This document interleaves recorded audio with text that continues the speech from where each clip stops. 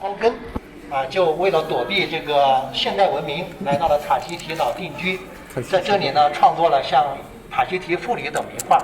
后来呢，他又移居到马克萨斯群岛，在这里呢去世和这个下葬的。那么大洋洲的人先人们来自于哪里呢？现在的结论是，是非洲的人类在65000年之前辗转来到了这一片。那时候呢，海平面还比较的低，所以像新几内亚岛跟澳大利亚，它实际上是连着的，而这些海域呢也不是很宽，所以这些人呢可以就是怀着小独木舟，或者是通过陆路就可以来到这一片。然后在5000年之前，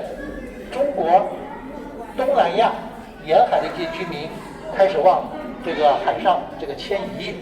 那这些人呢，被称为叫南岛语族。南岛语族的航海技术是非常的厉害，他们呢，范围是西到非洲的马达加斯加，而东呢往东就覆盖了整个的这个大洋洲。他们从中国东南亚出来之后，经过中国台湾和菲律宾来到了这一片，然后在3500年前，于这个俾斯麦群岛创立了影响深远的拉皮塔文化。再之后呢，他们来到了此前没有人居住的新喀里多尼亚，还有瓦努阿图这一带，并且继续向东边探索，成为了后来波利尼西亚的这个人的这样一个先祖。在1250年左右，波利尼西亚的一支就来到了这个新西兰岛，在这里定居。大概又过了200年左右，毛利人的一支又来到了查塔姆群岛定居。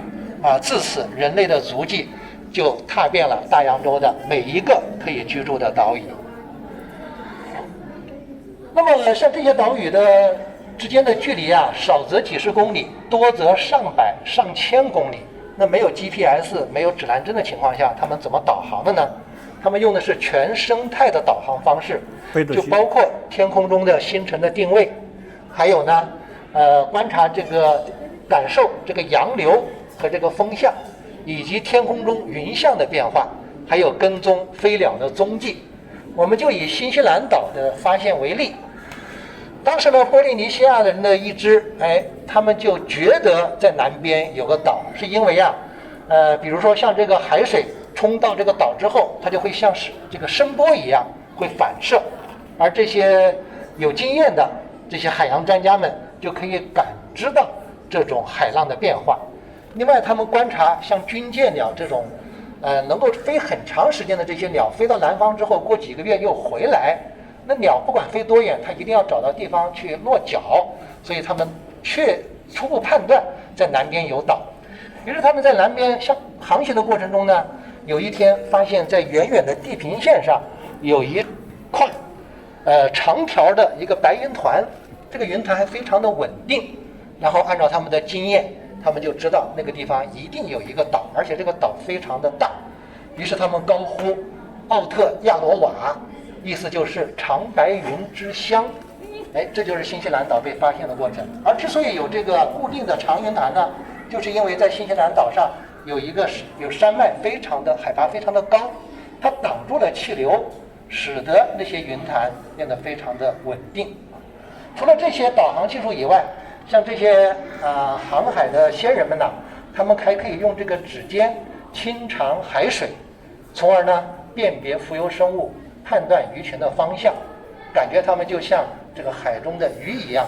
非常的熟悉这个海洋。我们今天看到的整个展览呢，会让我们觉得大洋洲的文化非常的原始，但是另外一方面，大洋洲特别是波利尼西亚，他们的这个远洋航海技术代表了代表了世界航海技术的这个顶级智慧，而且呢，这种跨海寻岛的行为是充满着这个智慧，也是人类的航海史上的一个壮举。接下来我们就来到第一部分，鱿鱼岛。这个装置呢是叫做航海图，来自于马绍尔群岛，是由被称为拟梅托的航海专家们这个制作的。现在的解读就是上面的这些白色的贝壳代表的就是岛屿的位置，贝壳之间的这个直线的藤条就是代表着洋流。洋流是海洋上非常稳定的，而且规模非常大的一个海水的运动，也被称为海洋上的高速公路，为他们航行提供了这样一个动力和这个航线。然后下面这种波浪形的这些藤条代表着就是海水受到海岛和风向的影响，在海洋的表面形成的这个海浪。那么李梅托这样的航海专家，他们在航海之前呢，就会制作这样的航海图，并不是为了把他们带到船上去，因为如果带到船上，人们会对他的航海技术非常的不信任。他们实际上呢，已经把这些路线呢熟记在心，做这样的航海图只是再一次确认将要航行的这样的一个路线和范围。它也被作为一个教具去教那些没有经验的年轻人去学习海洋知识，直到现在呢，在马绍尔群岛依然有使用。那像大洋洲的这种航海技术，对现代的海洋动力学也产生了很多的这样一些借鉴。好，接下来我们只要来到这边。第一件呢是一个双体独木舟的模型，来自于库克群岛，是按照西方人的要求他们制作的。一般双体独木舟它会长10米，然后宽呢有5米左右。我们看到2个独木舟呢中间是由这个木头把它们连接起来了，而且它们的摆的位置呢正好是相反，就是船头跟船尾2个独木舟的船头跟船尾是在同一个方向。那这样在海上航行的时候，就比单体独木舟要稳定很多。我们刚才说波利尼西亚是由3个角组成的，那3个角都离得非常的远。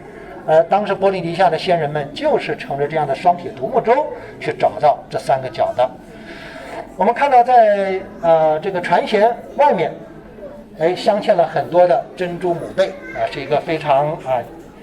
精致的这样一个装饰的方式，也体现了这样一个海洋的文化。然后在这个外舷的上面这些部分呢，它不是木头，而是由本地的一种植物叫做鹿兜树的树叶用它们连接起来的，就是为了防止这个海浪冲到这个船里面去。船非常大，所以可以带很多的这个东西，这也提高了他们的续航能力。然后船航行的时候，假如船是往这个方向航行，船员的家属是坐在这一边的船舱里，船员呢是坐在这个逆风的船舱里面。这样呢，他们可以更好的感知这个海浪的变化，从而呢确定航行的方向。从这我们也可以看到，这个大洋洲的人们就是用本地的材料就能够做出非常精致的这样的运输工具。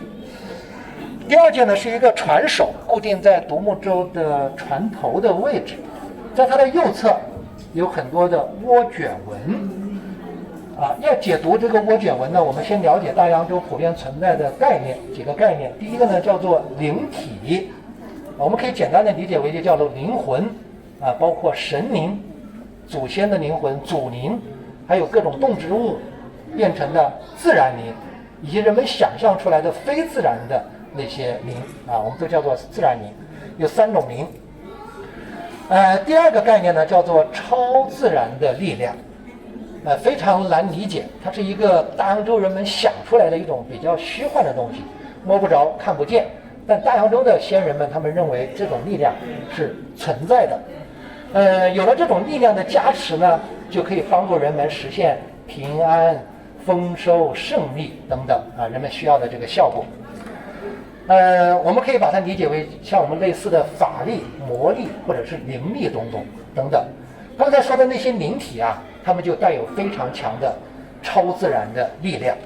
好，我们回到这个涡卷纹，当地人把它解读为是章鱼的触腕。章鱼我们知道在海洋中是一个非常凶猛又非常聪明，而且它因为没有骨头，所以可以在任何地方爬行的一种动物，所以人们就非常崇拜它，认为呢它就是一种自然灵，我们叫它章鱼灵。然后人们在船首刻上这样的涡卷纹，代表着章鱼触腕，再通过这个神圣的仪式将这个张于宁从海洋中呼唤上来。哎，因为有这个章鱼簇的形状，所以这个张于宁就跟这个船手之间发生了连接。张于宁呢，在仪式的情况下，就把超自然力量注入到这个船手之中，这个船手再把超自然力量传递到整个独木舟上。那有了这种超自然力量的加持，这个独木舟在人们看来就会有一些特别的效果，比如说航行的非常快，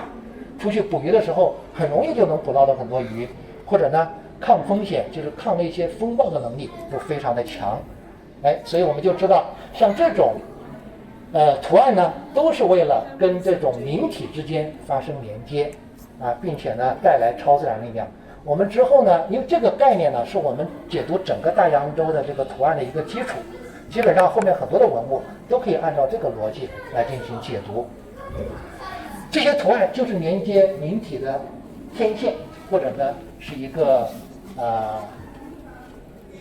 房子，把这个灵体呼唤进来。在毛利呢，他们有一种独木舟叫做瓦卡陶阿，是用于战争的这样的一个独木舟。而这种独木舟呢，还可以用于运载阵亡将士的遗骸回归故土，这对他们来讲非常的重要。我们看下面一个船手，他的左手边呢是一个站立着的鸟，我们可以看到长长的脚，长长的喙，鸟喙。然后在右边有2个人，都是半躺着的，他们的身上的这个纹身呢是一样的，说明他们不是敌我双方，不是在打架，而是呢来自于同一个氏族的。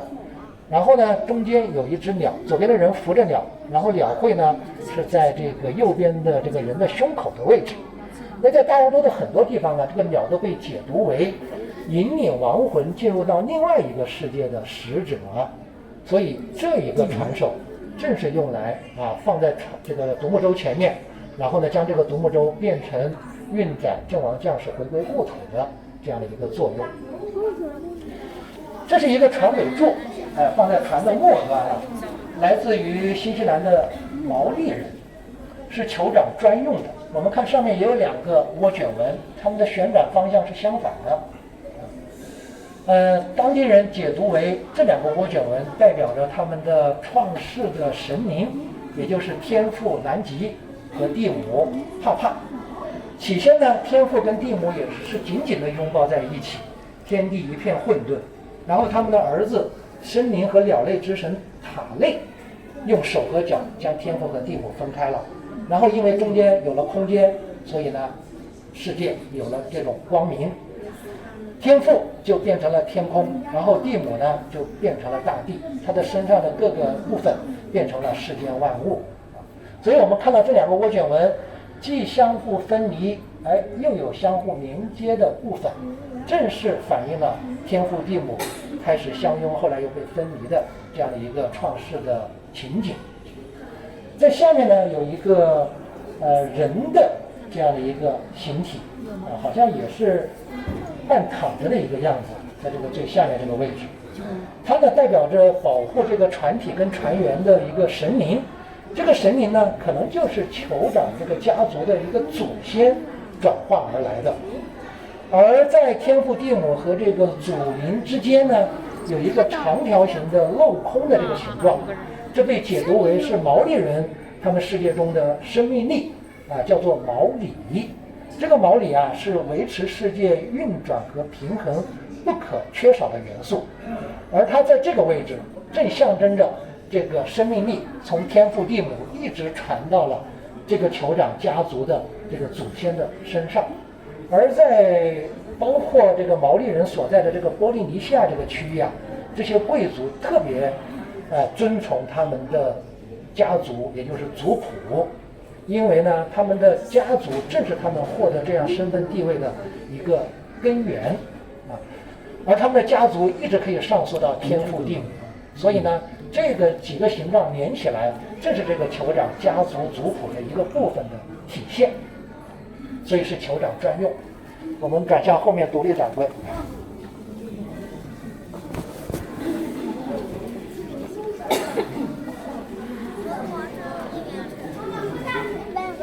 这里展现的呢是一个也是一个船手，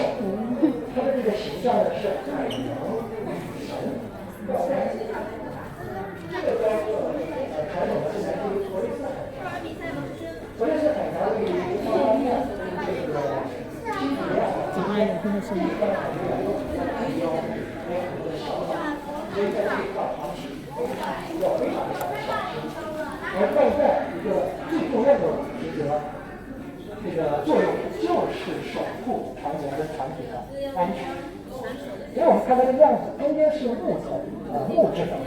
然后呢，虽然是一个女神，但她整个面部呢都涂成了黑色，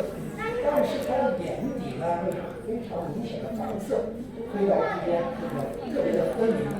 也使得她的眼睛非常有神的张力，好像可以洞悉一切，可以吓退任何的恶灵，对这个场景的传言造成了威胁。包括她的嘴巴呢也是微微的张着，里面露出了非常多的非常整齐的牙齿，而它周边披散的呢是食火期的羽毛，这也让它的形象变得非常的有人设。除了它护航的这个作用以外，它还可以吸引这个芦艮、海龟来到船旁边，这样船员就可以非常容易的打到这些海产，所以呢，它还有这个帮助渔民捕鱼的这样一个作用在里面。但是我们说海上的地形风云越观若测，即使带上了倒盖，可能还会遇上非常危险的情况。但是倒盖的它的超自然力量是不容置疑的，那怎么办呢？所以人们又赋予倒盖管体的性质。当它体现出管体性质的时候，它就会捉弄人类，将人类置于这个危险之中所以不管怎么样，都是自由解说的，反正不影响倒盖的这样一个权威的呈现。好，这边请。哎呀，是人的想象的，也不是实际的。这个是什么？对，这是因为人们认为就是有这些神明就是有超载的力量，把这些不是实际的，不是实际的。但是等会儿我们看愚公呢，兼有实际跟想象。我看右边有2个船桨，制作非常精致，没有使用过的痕迹。他们会在仪式中作为舞桨，跳舞的舞的舞桨来进行使用。人们做出这个划船桨的动作呢，一方面向他们的祖先跨海寻找的壮举进行致敬，另外一方面，向划动海水也是跟海洋之灵之间的一种互动。正好这2个船桨来自于大洋洲的不同地方，而大洋洲每个地方都有自己鲜明的装饰的特点。比如说右边来自于法属波利亚，它的装饰的特点就是纹饰，是一些几何的图案，而且非常的繁密。在船桨上是把整个船桨都给它占满了，没有人留任何的空白这是法属波利亚的装饰特点。然后第2个呢是来自于所罗门群岛，它的装饰特点就会用珍珠母进行镶嵌，而这一块呢就在上面这个部分，船桨的一端正好能看到。所以我们看到后面有些东西如果镶嵌的珍珠母，大概率呢都是来自于所罗门群岛。不是绝对的，但是有可能是第3个船桨呢叫做 Coconut， 来自于巴布亚新几内亚的不丹维尔岛，也被称为叫做会说话的船桨，因为上面的图案呢代表的就是人的一生的各个过程。不丹维尔岛上面很多部落都是母系氏族社会，而这个船桨呢就是上层女性专属的船桨。我们先看一下这个桨面上的2个形象，他们的样子呢基本上是一样的。然后呢，对他们的这个解读呢有2种同时存在，一个呢代表的是未出生的婴儿的样子，于是它代表的就是生命力，代表的是繁衍。另外呢，也把它可以解读为这个部落的祖先的形象，从婴儿一直到祖先。我们说代表了人的这个一生的这样一个过程。另外呢，在使用过程中也是融入到了他的人生的各个阶段。当这个上层女性结婚的时候，她会带上这个船桨，寓意呢就是她的这个血脉得以传承，因为她是母系氏族社会嘛。然后呢，她怀孕的时候会把这个船桨放在屋外面陈列，用这种方式告诉大家她怀孕的这个喜讯。而当这个上层女性去世的时候，船桨就放在她的坟墓旁边，随风自然的风化腐坏，寓意呢就是生命的回归和这个循环所以我们看到，真的是一个会说话的船桨。另外呢，我们可以看到，在这个船桨上呢，用了3种颜色，红、白、黑，这是在大洋洲的图案中用的最典型的3种颜色。白色一般代表着神圣跟这个灵灵体之间的一种连接，在这里呢用白色作为背景，而红色呢，特别明显的就是下面这个形象的洋葱头上面有一点点红色。红色代表着生命力，代表着鲜血，代表着大地，所以下面这个人呢代表着活着的人，而上面那个形象的洋葱头呢是完全是黑色的。黑色在大洋洲往往代表着死亡，代表着冥界，所以呢上面那个人又代表着去世的人，两个形象在一起也代表着生命的循环。这跟我前面讲的会说话的这个内容是一致的。因为我们看他的样子你知道他是一个人，但是又跟我们真人不一样。这种手法在艺术上呢叫做风格化的艺术表现方式，也就是它保留了这个人的核心特征，但是对局部呢进行夸张，进行变形，进行这个突出。为什么要这样做呢？就通过这种方式让它跟真实的人不一样，从而体现出它的神性，因为他们代表的是祖灵或者是神灵。因为用这种风格化的方式也可以提高他们的辨识度。你一看就知道它是来自于大洋洲的哪个部落，哪个神灵。我们在后面很多的这个人物的造像都是采用风格化的方式。这边请再补充一下，两个人的姿势呢，我们叫做蹲坐或者叫蹲踞，然后胳膊那个地方弯曲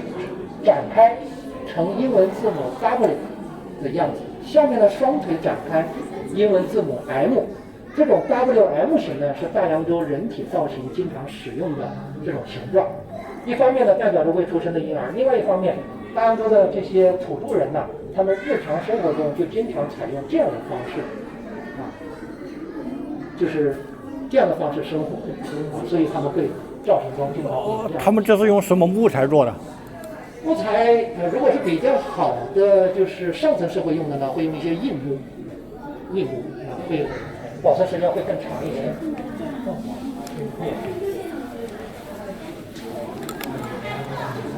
那因为大洋洲呢，很多地方都是海岛，所以在发现的古老的这些器物中鱼钩占据了非常大的一部分。在西方人来临之前大洋洲的这些物品都采用的是全天然的材质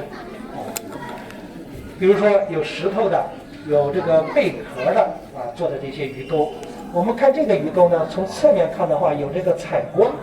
它是用这个鲍鱼壳的碎片做成的。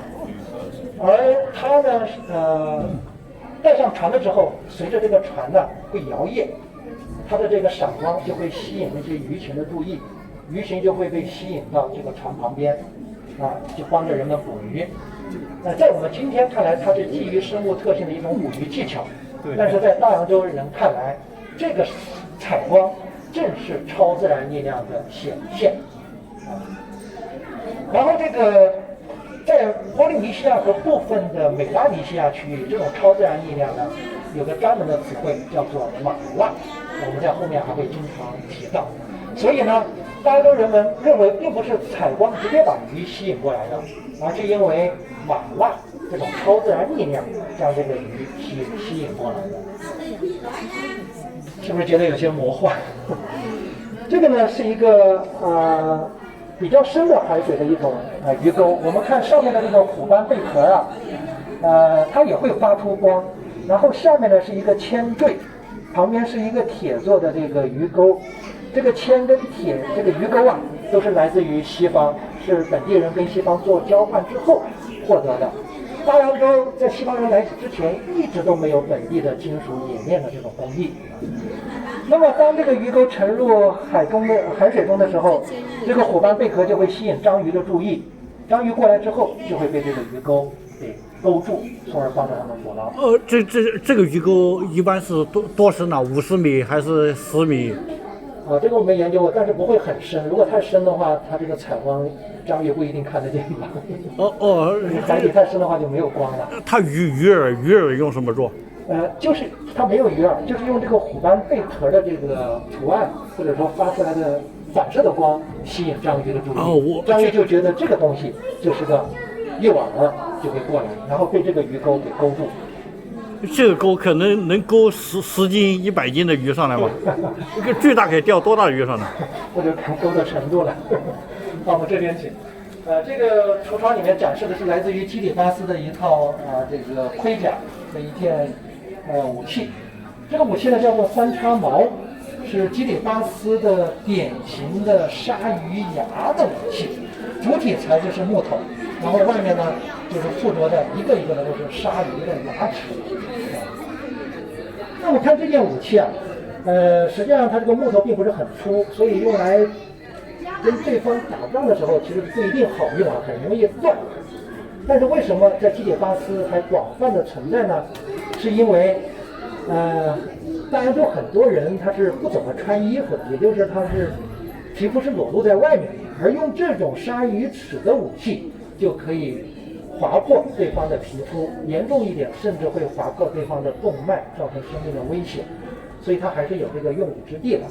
而在大洋洲啊，他们打仗的激烈程度是比较低的，如果有一方流血了，往往这一方就会认输了，不会往死里了。盔甲，这是盔甲。我们看这个头盔，麻的，形似这个榴莲壳的头盔，实际上呢是这个刺豚的皮肤。刺豚受到惊吓之后，身体急剧膨胀啊，人们就用风干的刺豚皮来做这个头盔。而基里巴斯认为刺豚的皮呢，它是祖先的化身，所以戴在头上也代表着祖先对它的一个护佑。然后铠甲呢是用这个椰子纤维编织的，我们可以看到编织的还是非常的精细的，不是麻，是椰子纤维。然后中间的这个菱形的这些形状啊，当地解读为是鱼或者是海豚，同样是代表着海洋之灵，有海洋之灵也会给它注入超自然力量。而它的菱形的这个材质呢，就是深颜色的部分是用的头发，头发来自于亲属，特别是女性亲属的头发，代表着家庭给它带来的守护和这个祝福。所以我们看到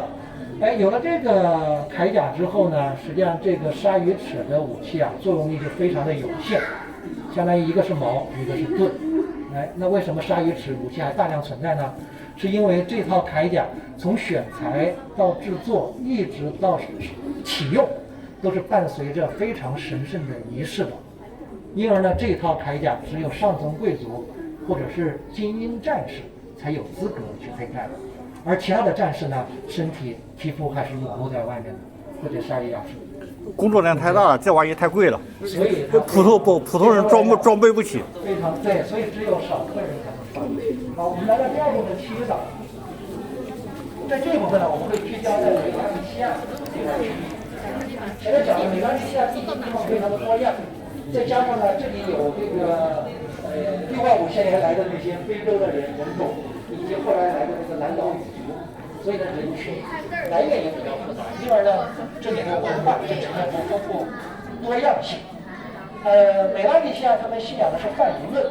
就是万物有灵，他们认为人类不是自然的主宰，而是跟这些动植物、跟神灵是平等的。他们居住的现世跟这些神灵居住的灵界是同时存在的。因为他们非常的遵从自然，因为这个自然啊，就是由他们的可能就是祖先化身而来，所以他们非常尊重自然，因而呢也产生了这种比较初级的生态观，比如他们耕地的话，也会有这种轮耕、休耕的这样的一些机制在里面。还有呢，就是他们的祖先在他们的生活中啊，仍然扮演着非常重要的作用。如果他们有这个难以解决的事情，其实都会为祖先献祭，征求祖先的意见。当然，这都是在一些宗教仪式的情况下去进行的。所以他们制作了很多跟祖先相关的一些圣物，平时要对他们进行祭拜。在新几内亚岛这个地方有一个部落叫做亚特莫尔人，他们认为他们的祖先不是人，而是鳄鱼我们后面的这个独立展柜中陈列的就是来自于亚特莫尔人的鳄鱼木雕。那亚特莫尔人说是什么呢？这个鳄鱼它原来生活在原始岛国中，它通过摆动它的尾巴，人类居住的这个陆地才得以浮现啊，所以它是创世的神灵之一。